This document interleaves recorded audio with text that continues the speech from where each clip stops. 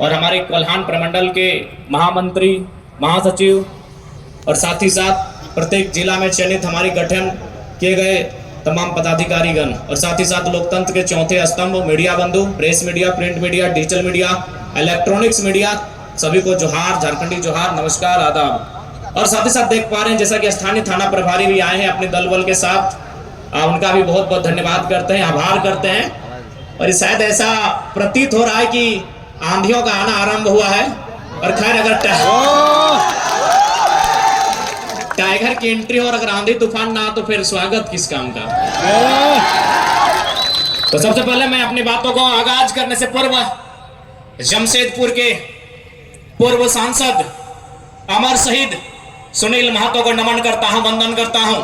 और आज लोकतंत्र के चौथे स्तंभ के माध्यम से मैं वर्तमान राज्य सरकार से आह्वान करूंगा कि वो केंद्र सरकार से शहीद सुनील महतो की हत्या के लिए एनआईए का गठन हो, एनआईए की टीम उनकी जांच करे, उनकी मृत्यु के कारणों का खुलासा करे और तमाम अपराधियों को कटघरे के भीतर लाके खड़ा करे। ये मैं राज्य सरकार से मांग करता हूं।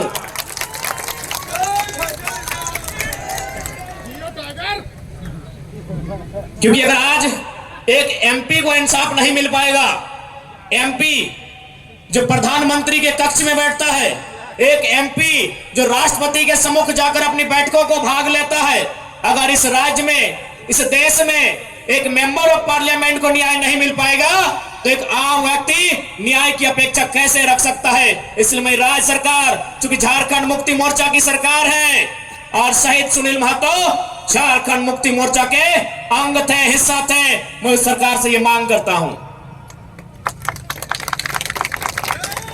सुनील महतो अमर रहे। तो आज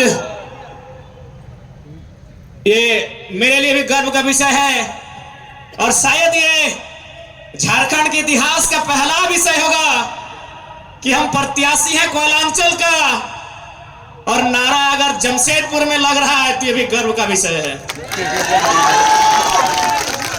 खैर जी हाँ, लोकसभा प्रत्याशी हमने गिरिडीह के लिए सोचा है, अब जमशेदपुर की धरती में नारा लगा रहे हैं तो कोशिश कीजिए नारा कम लगाने, तो जमशेदपुर में भी मन बना सकते हैं।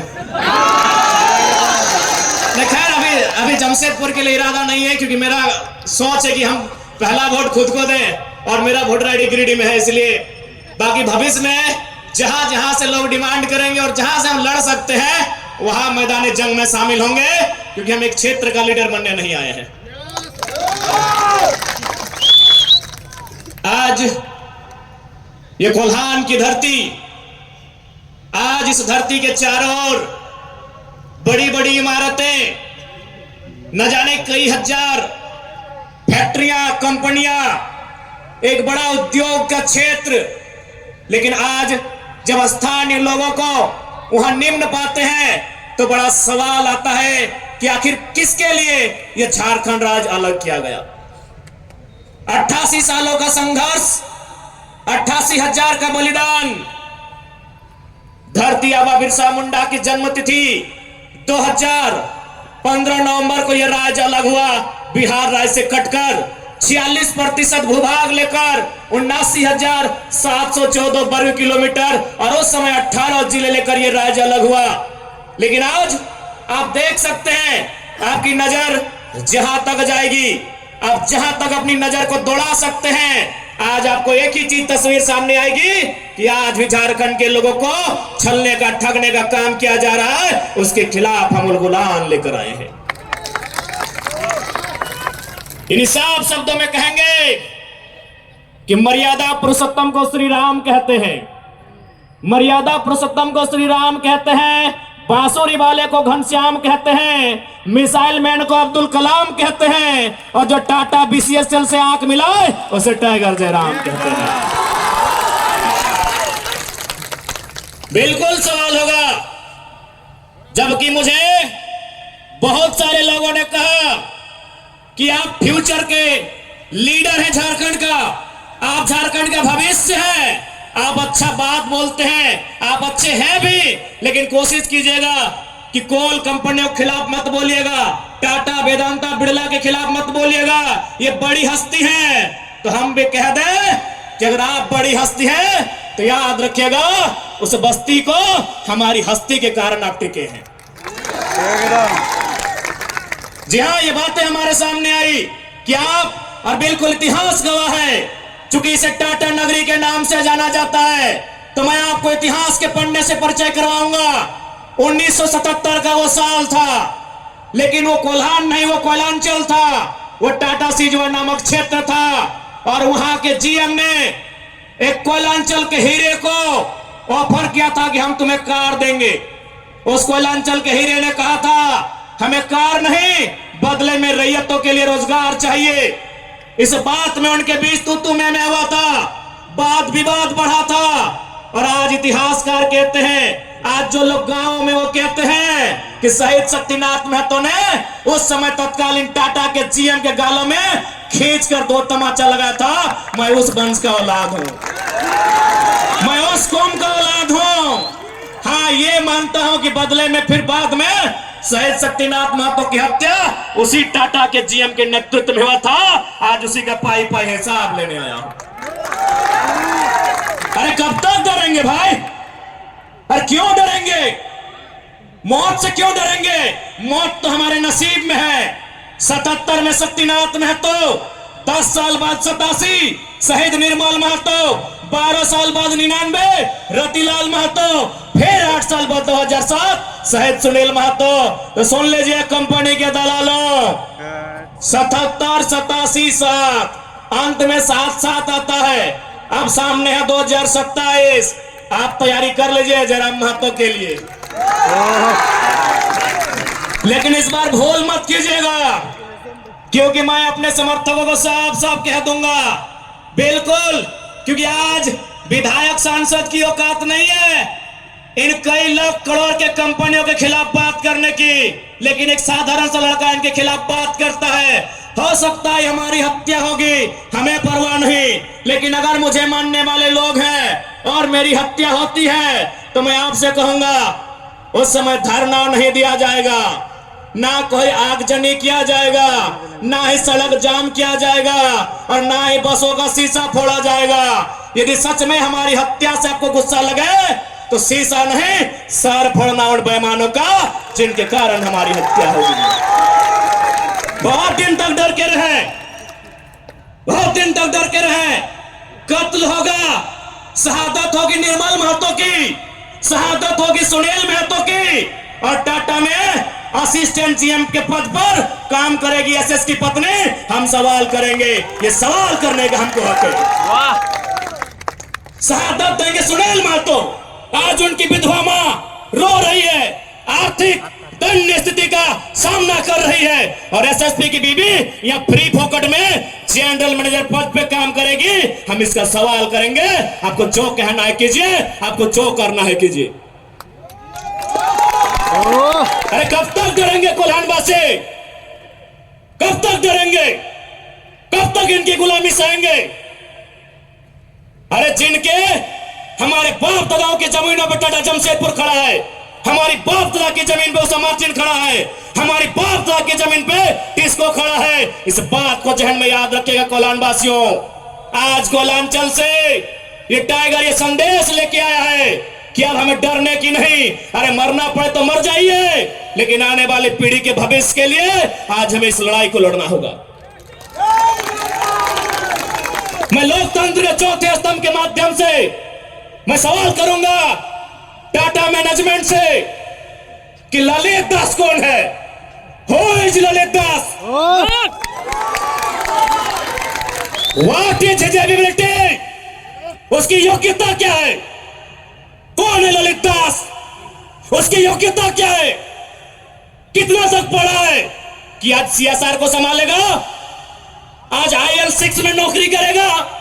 साला जिसका गांव उजड़ा, एक नहीं 18 गांव टाटा के लिए उजड़ा है, और छत्तीसगढ़ का रघुवर दास जी का बेटा ललित दास ये IL6 में नौकरी करेगा, सीएसआर को संभालेगा।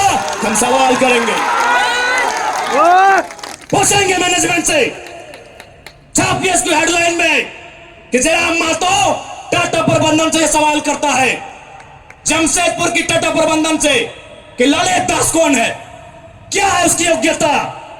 वाह रे वाह, अच्छा मजाक बना के रख दिए।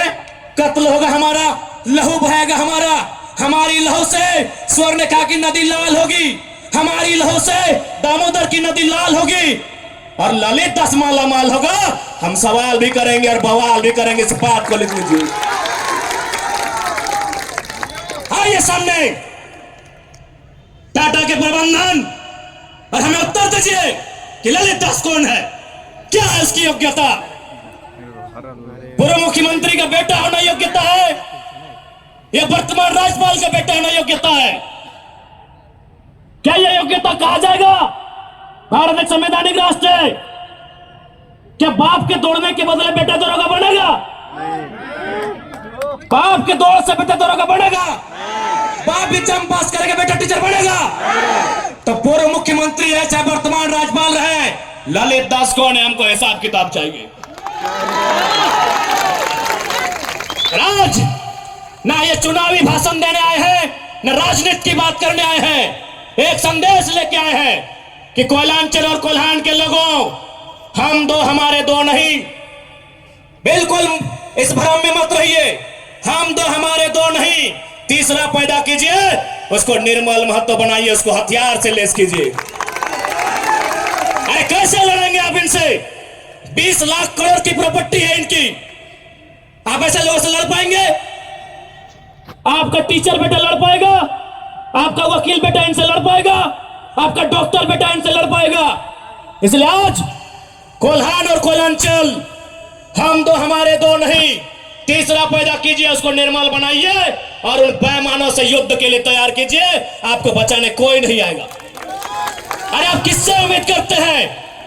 एसएसपी, आपको जानकारी होना चाहिए, एसएसपी टाटा का साथ देते हैं। हिंदू मुस्लिम का राइट होता है, 44 मुसलमानों की दुकान तोड़ी जाती है, उस समय धारा 144 होता है, लेकिन टाटा रातों रात रोड बनाता है, धारा 144 का कहीं जिक्र नहीं होता है। आपकी सुरक्षा कौन करेगा बताइए?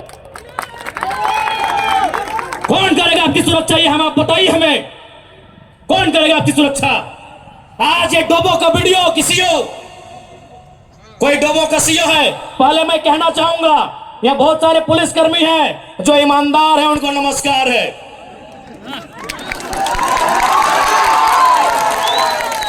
आईएएस रहे चाहे आईपीएस रहे, जो ईमानदार है उनको नमस्कार है। अगर कंपनी में भी ईमानदार लोग हैं तो ईमानदार है, उनको नमस्कार है। लेकिन सुनने में आया है कि डोबो का सीओ 20,000 रुपया प्रति एकड़ अपने बाप का जमीन मोटेशन करवाने के नाम पे मांगता है। ऐसे सीओ को जो डोबो का सुनने में आया है, उसको दोहमोने में लेकर डुबा दीजिए। इस बात को हम छीने ठोक के कहेंगे। उसका बाप का जमीन है क्या? 20,000 नहीं, 20 पैसा नहीं मिलेगा, 20 पैसा नहीं मिलेगा। वीडियो का बाप का जमीन है, सीओ का बाप का जमीन है क्या? लेकिन आपके बाप का दादा का ये जमीन है।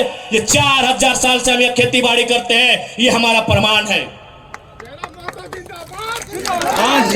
अरे अब तो दुनिया के वैज्ञानिक मान रहे हैं कि सबसे पहला इंसान सिंहभूम से निकला था। आप गर्व कीजिए अपने इतिहास पर, आप गर्व कीजिए अपने इतिहास पर। ये हम नहीं कह रहे हैं, ये दुनिया की रिसर्च की टीम कह रही है कि जब दुनिया जल में था और जल से जो मिट्टी का कण पहले बाहर आया था और सिंहभूम का इलाका था, ये दुनिया के रिसर्च टीम कह रही है। यानी ये जमीन हमारी है, ये भूमि हमारी है और आज यहां हम बेगाने बन के बैठे हैं। आज यहां हम दर बदर की ठोकरें खा रहे हैं। आज हमारे यहां कत्ल किया जा रहा है और एकदम साल दर साल किया जा रहा है। 77 में, 87 में, 97 में, 7 में एकदम कंटिन्यूली हमारा कत्ल किया जा रहा है और आज हम हाथ धर के बैठे हैं। आज हम कहना चाहेंगे, आज बिल्कुल अगर हम होते निर्मल दा के समय, यदि हम होते सुनील दा के समय, कसम से आंख से आंसू नहीं बहाते, कसम से आंख से आंसू नहीं बहाते। उनकी मौत के साथ साथ और 100 लोगों को मरने के लिए तैयार करते और आंख से आंसू नहीं, उनको नदी में बहाते जो उनकी मौत का कारण बने थे। हमने आंख से आंसू बहाया, हमने अनाथों जैसा अनुभव किया कि हमारे लीडर चले गए। अब रोने का समय नहीं है, अब बिलखने का समय नहीं है, इंतकाम का समय है। क्योंकि आने वाला 20 साल बाद आने वाली पीढ़ी ना वो निर्मल दा को पढ़ने का समय जुटा पाएगी, ना वो बिरसा मुंडा को पढ़ने का समय जुटा पाएगी, ना वो सेठ भिखारी को पढ़ने का समय जुटा पाएगी। आने वाली पीढ़ी सवाल भी नहीं कर पाएगी। इसलिए आज आपको अपने हर एक घर से, हर एक परिवार से एक एक औलाद को, चाहे बेटा या बेटी रहे, एक एक औलाद को फौलाद बनाना होगा। ये आज मैं कोल्हान वासियों को कहना चाहूंगा।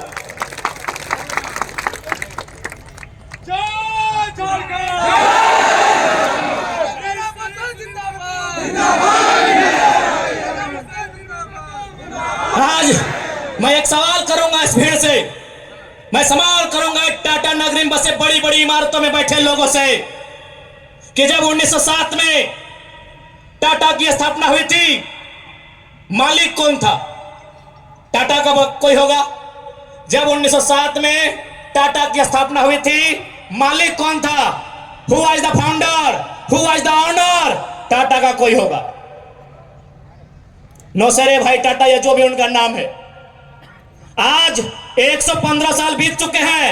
आज टाटा का मालिक कौन है? आज भी टाटा का मालिक टाटा का वंशी है। एकदम 100 साल पहले टाटा ने पूंजी का इन्वेस्ट किया था। आज 100 साल बाद भी टाटा का मालिक टाटा का वंशज है। लेकिन एक सवाल होगा मेरा, 100 साल पहले जिन कुर्मियों ने, जिन संथालियों ने, जिन हो ने, जिन गोड़ गोड़ाई ने, जिन धीवर ने, जिन अल्पसंख्यक ने टाटा में जमीन दिया था, आज उस परिवार के पास क्या नौकरी है? आज ही हम सवाल करेंगे। अरे आपने पूंजी लगाया, 100 साल बाद आप मालिक हैं। हमने भी पूंजी दिया है। पूंजी 2 प्रकार की होती है इंपॉर्टेंट, एक जमीन, दूसरा अर्थ। अर्थ आपका, मालिक आज आप है, जमीन हमारी, हम कहां ये सवाल करेंगे। ये कैसा देश है जो कहते हैं गांधी का देश है, ये किसानों का देश है? गांधी जी कहते थे कि किसानों की आत्मा बसती है गांव में। तो आज कहां है गांव? आज कहां है किसान? केवल पूंजीवादी का हावी, आज चारों तरफ केवल कैपिटलिज्म के लोगों का दबदबा। ठीक है, हम विकास के विरोधी नहीं है। अरे हमने इंसान भी दिया है और जमीन दान भी दिया है। हमने इंसान के रूप में कभी बिरसा भगवान को दिया, कभी भागीरथ मांझी, कभी तिलका मांझी को दिया, तो कभी निर्मल महतो, तो कभी सुनील महतो जैसे शेर को हमने दिया। और जमीन की बात कीजिएगा तो जहां तक टाटा की नजर जाएगी वो जमीन सारी की सारी हमारी है। क्या नहीं दिया हमने विकास के नाम पे? विकास के नाम पे हमारा कत्ल हुआ, विकास के नाम पे हमारा गांव उजाड़ा गया, विकास के नाम पे हमको लूटा गया। और आज अगर हम सवाल करेंगे तो आप हमें उग्रवादी जैसे शब्दों से नवाजेंगे। तो आज ये बात जान लीजिए, भले आज ये आपका समय है क्योंकि प्रधानमंत्री आपके हैं। सही बात है, किसानों के प्रधानमंत्री नहीं है। भले आप भावनाओं में वोट देते हैं, आज फिर किसान आंदोलन कर रहा है। किसान 700 मर चुके हैं, ये किसानों के प्रधानमंत्री नहीं है। अगर ये किसानों के प्रधानमंत्री होते तो एक रूल बनाते। 1984 तक टाटा ने जो 15,000 एकड़ जमीन का अधिग्रहण किया है, उसमें मात्र 3,000 एकड़ में प्रोडक्शन का काम हुआ है। मात्र 3,000 एकड़ में कंपनी का एस्टेब्लिशमेंट किया गया है। यदि ये देश और ये वर्तमान के प्रधानमंत्री अगर किसानों के होते तो एक फरमान जारी करते हैं कि बाकी जो आपके पास 12,000 एकड़ बचा है उसे पोल्ट्री फार्म खोलना है। क्या उसे पोल्ट्री फार्म खोलना है? जी नहीं, रियल एस्टेट को बेचना है। हमारी जमीनें टाटा डिसाइड करेंगे रियल एस्टेट को बेचना है। इसलिए अगर सच में ये किसानों के प्रधानमंत्री होते तो एक नियम बनाते, और ये नियम है भी, बकायदा न्यायालय में चर्चा उठ चुका है कि यदि किसी कंपनी ने जमीन लिया है और उस जमीन पे काम नहीं हुआ है तो रैयत को वापस लौटाना चाहिए। टाटा ने 15,000 एकड़ जमीन लिया है, मानते हैं 3,000 एकड़ पर इन्होंने काम किया है, चलिए 3,000 एकड़ एक्स्ट्रा, अभी भी 10,000 एकड़ जमीन है जो इनके कब्जे में है, वो यहाँ के रैयतों को वापस मिलना चाहिए। तब मानेंगे ये गांधी का देश है, तब मानेंगे किसानों का देश है। आप बोलेंगे हम मान लेंगे, दीजिए 10,000 एकड़ जमीन वापस, तब मानेंगे किसानों का देश है, तब मानेंगे महात्मा गांधी का देश है। आज और तमाम जितने भी आईएएस आईपीएस मिनिस्टर, आज अगर मैं साफ कहूंगा कि संविधान की जितनी हत्या उग्रवादी आतंकवादी करते हैं उससे कहीं ज्यादा वो आईएएस आईपीएस और मिनिस्टर संविधान की हत्या करता है जो पूंजीपतियों का साथ देता है। क्यों पता है? पढ़े लिखे लोग, पुलिसकर्मी भाई आप भी सुनिएगा कि आपके एसपी संविधान की हत्या कैसे करते हैं। हाँ, पुलिस वाली दीदी आप भी सुनिएगा कि आपके डीसी संविधान की हत्या कब करते हैं। भारत के संविधान को खोलिए, भारत के संविधान में प्रियम्बल आता है। प्रियम्बल में क्या लिखा है पता है? हम भारत के लोग सामाजिक, राजनीतिक, आर्थिक न्याय की बात लिखा है। हम भारत के लोग धर्मनिरपेक्ष समाजवाद का नाम लिखा है। समाजवाद, पूंजीवाद नहीं लिखा है, कहीं नहीं लिखा है। भारत के संविधान में समाजवाद लिखा है। हम भारत के लोग धर्मनिरपेक्ष समाजवाद भारत की निर्माण करेंगे। आज ये जो भी आईएएस आईपीएस अगर पूंजीवाद के पक्ष लेते हैं, नक्सली से भी बड़ा नक्सली वो आईएएस आईपीएस होते हैं। हाँ, हम सीना ठोक के कहेंगे। बाकी एसपी साहब, आप चाहे तो हमारी मौत का साजिश कर सकते हैं, क्योंकि आपकी पत्नी को पूर्व में अभी वाला नया आया है। पूर्व वाले एसएसपी साहब, आप चाहे तो हमारी हत्या की साजिश रच सकते हैं, रचने का आपको अधिकार है। आपकी पत्नी को टाटा के दलालों ने नौकरी जो दिया है, और ये कोई नई बात नहीं है। झारखंड राज्य में केवल गुंडों ने मौत का साजिश नहीं किया है। बगोदर के एक विधायक हैं, नाम अगर आप नहीं जानते तो सुन लीजिए, कॉमरेड महेंद्र सिंह, उनकी हत्या में एसपी का हाथ था। सीना ठोक के कहते हैं आज भी गांव में लोग कहते हैं कि कॉमरेड महेंद्र सिंह की हत्या में उस समय जो भी थे, क्योंकि हम लोग उस समय अंडा मेरा छोटा बच्चा थे, हमें आइडिया नहीं है, जो भी थे, जिस भी जिला के थे, झारखंड में 24 में से एक एसपी का हाथ था महेंद्र सिंह की हत्या में। तो ऐसे लोग जिनकी पत्नियों को, जिनके बच्चों को ये लोग नौकरी देंगे, वो हत्या करने से पीछे कैसे हटेंगे?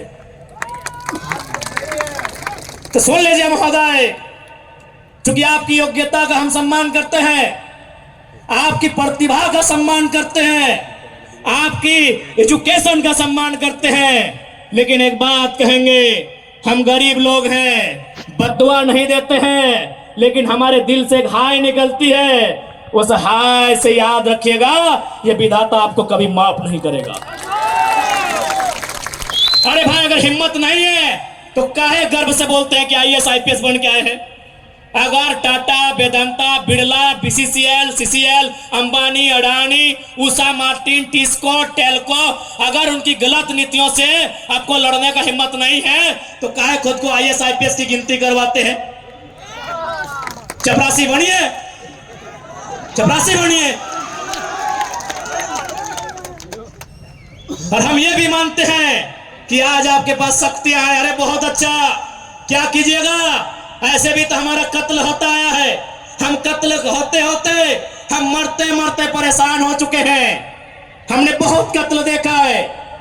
जितना अंग्रेजों ने हमें नहीं सताया है, उससे कई ज्यादा गुना कॉर्पोरेट ने, भ्रष्ट आईएएस आईपीएस ने, भ्रष्ट मिनिस्टर ने और भ्रष्ट डोबो जैसे सीओ ने हमें सताया है। अरे आप क्या कीजिएगा, कीजिए ना।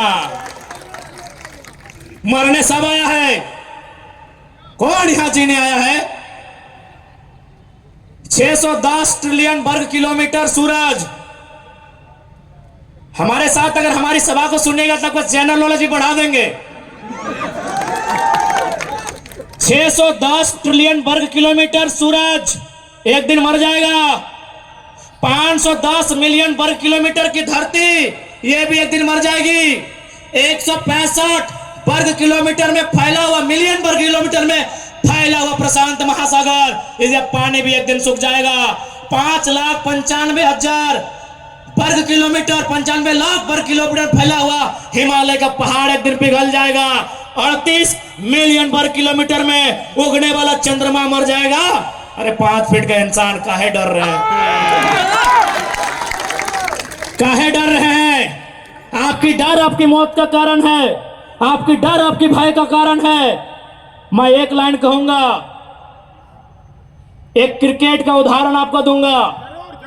साउथ अफ्रीका में एक खिलाड़ी थे, उनका नाम था ग्रीम स्मिथ। उन्होंने घर की दीवारों पर 3 लाइन लिखा था कि मुझे बड़ा होके साउथ अफ्रीका की टीम से क्रिकेट खेलना है। दूसरा लाइन लिखा था, मुझे साउथ अफ्रीका की क्रिकेट टीम का कप्तान बनना है। और तीसरा लाइन लिखा था, मुझे ऑस्ट्रेलिया को घर में घुसकर टेस्ट मैच हराना है। जबकि क्रिकेटर का ड्रीम होता है वर्ल्ड कप जीतना, लेकिन ग्रीम स्मिथ का ड्रीम वर्ल्ड कप नहीं था, ऑस्ट्रेलिया को टेस्ट में हराना था। क्योंकि उन्होंने घर की दीवार पर लिखा था, रोज उनको पढ़ते थे और उन्होंने वो तीनों ड्रीम पूरा किया था। आप भी जाओ, घर की दीवारों पर लिख दो, सुनील महतो की शहादत को लिखो, निर्मल दा की शहादत को लिखो, हमारे साथ हुए जुल्म को लिखो, जिस एसपी के टाइम में जुल्म हुआ उसका नाम लिखो, जिस जीएम के टाइम में जुल्म हुआ उसका नाम लिखो। और अपनी पीढ़ी से बोलना, आज ना सही, आज वक्त उनका है, जिस दिन वक्त हमारा होगा हम भी उनकी आने वाली पीढ़ी से बदला लेंगे। जाओ अपने घर की दीवारों पर लिखो, जाओ शोषित लोग, वंचित लोग अपने घर की दीवारों पर लिखो। हाँ, आज समय इनका है, आज ये बड़ी बड़ी इमारतें इनका समय है। लेकिन याद रखिएगा, सिकंदर भी 33 साल की उम्र में झाल बजाकर लौट गया था। बड़े बड़े 30 मारखास जहां से लौट गए। इसलिए मैं तमाम लोह नगरी में जितने पदाधिकारी हैं, जितने मिनिस्टर हैं, मैं एक संदेश देना चाहूंगा, पाप का भागी मत बनिए। पाप किसी के बाप का नहीं होता है। कंपनियों की दलाली मत कीजिए, रैयत के साथ इंसाफ कीजिए। ये मैं तमाम प्रशासनिक लोगों से निवेदन करना चाहूंगा।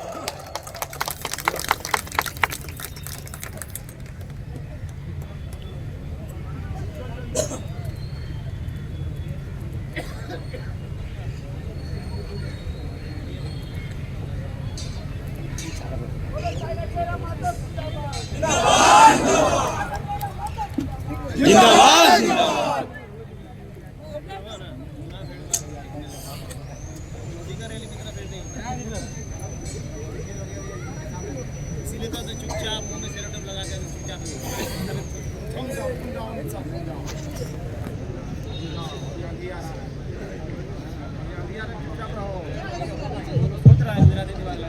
थोड़ा सा इनका तबीयत खराब है। कल ही हम लोग इनको हॉस्पिटल लेकर गए थे। अस्वस्थ होने के बावजूद लगातार हम लोग झारखंड के ज्वलंत विषयों पर लगातार मुखर होकर बोलते हैं। हम लोग अपना फिक्र नहीं करते हैं, हम लोग फिक्र करते हैं कि राज्य का कल्याण कैसे हो, राज्य में इन राक्षसों से हम लोगों को सुरक्षा कैसे दिया जाए। इस विषय पर लगातार हम लोग आंदोलनरत हैं। आप तमाम माता बहनों से, आप तमाम भाई बंधुओं से आशीर्वाद की विनती करते हैं, प्रार्थना करने की विनती करते हैं, दुआ की दरखास्त करते हैं कि हम भाइयों के साथ आप बेहतर दुआ करेंगे, क्योंकि आपकी दुआ मात्र से ही हमें शक्ति मिलती है। हमारी मातृशक्ति भी मंच पर मौजूद है। हम तमाम लोगों का प्रार्थना चाहते हैं, दुआ चाहते हैं। कल हम रहें चाहे नहीं रहे, ये प्रदेश रहना चाहिए, ये उलगुलान रहना चाहिए।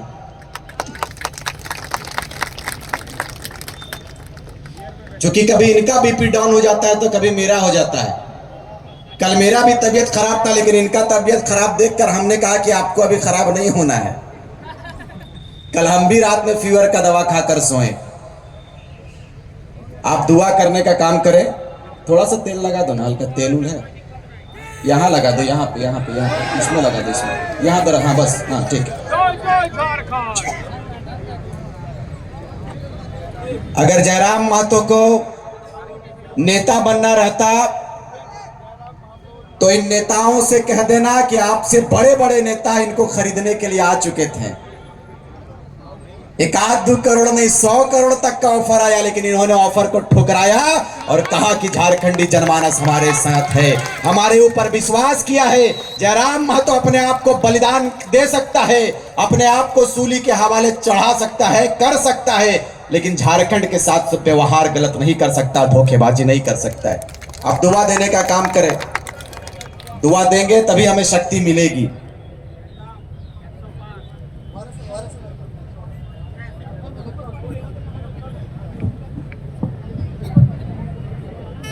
जाहिर सी बात है कि वक्ता, अरे नेता लोग तो 10 मिनट बोलता है और बैठ जाता है, लेकिन हम लोग 45 मिनट 2 घंटा तक बोलते रहता। जाहिर सी बात है, ब्लड सर्कुलेशन हाई होता है, नसें जो होती वो फटने लगता है, तो जाहिर सी बात है। लेकिन इतना दर्द भरा है कि हम लोग रुकते ही नहीं।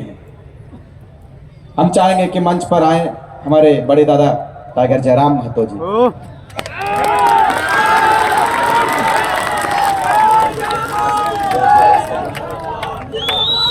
हेलो, नहीं ना, धीरे बोलेंगे, अब एनर्जी नहीं लगेगा। धीरे बोलिए, धीरे बोलिए, आराम से।